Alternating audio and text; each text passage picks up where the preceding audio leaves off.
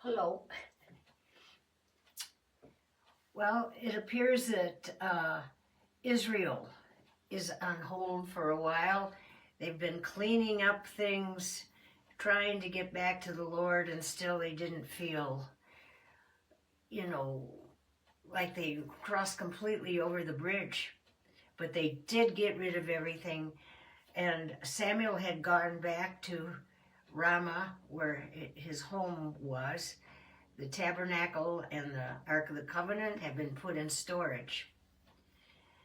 So some men went one day to bring Samuel back and asked him to please hold a worship where they could once again call upon the Lord. They wanted Samuel to call on the Lord for them because their hearts were really hurting for the Lord. And so Samuel came back. They said they really wanted God. I'm getting a slow start this morning. And so they offered a lamb on the altar. And they said, Lord, we want so much to have you come into our hearts and have the sin. Jesus had not been born yet. It wasn't the right time. God has a time picked out. This is before Jesus, when they would want to lay their hand on the lamb's forehead, representing the sin going into the lamb and the lamb's purity going into the man. And then they would bleed out the blood, because sin lives in the blood. Leviticus 17:11. The life of sin is in the blood. Out with the sin, in with a new relationship with Jesus Christ. I mean, Jesus hadn't been born yet, but they knew something was coming in the future. So anyway, get off of that. They had done this and had really wanted the Lord back earnestly. Well, in the meantime, over on the hillsides, the Philistines, this is at Mizpah, the Philistines are watching.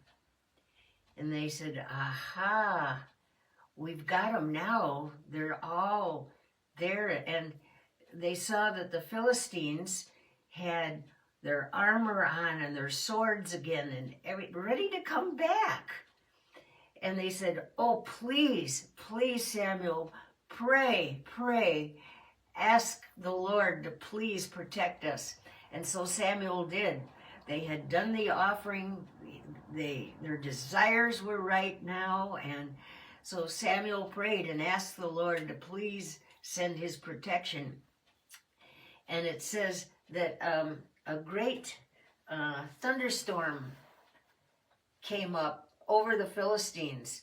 An awful thunderstorm, so bad that the wind blew the swords out of their hands and was in their face. They couldn't even see to walk or anything, and they went back home. To me, it sounds like an awful tornado coming through. And so the Israelites ran after them and chased them, and they picked up the weapons. The Philistines had dropped all of their armor and their weapons and everything so they could run. And the Israelites picked them up, and they ran toward the Philistines, and they killed a lot of them. So this time, Israel had the victory. And they said, oh, please, Samuel, please come back and rule us. He was doing his paperwork, I guess, from his house in Ramah. And Samuel had 2 sons. So what he did is he sent out his 2 sons to be on the ground and do the footwork. But his 2 sons were not as good as Samuel at all. They were money hungry. And his 2 sons would go out and try to settle people's problems. Remember, it was just judges, no kings yet. And they'd try to solve people's problems, but they wanted money for it. And the more money they got paid, that's whose side they were on.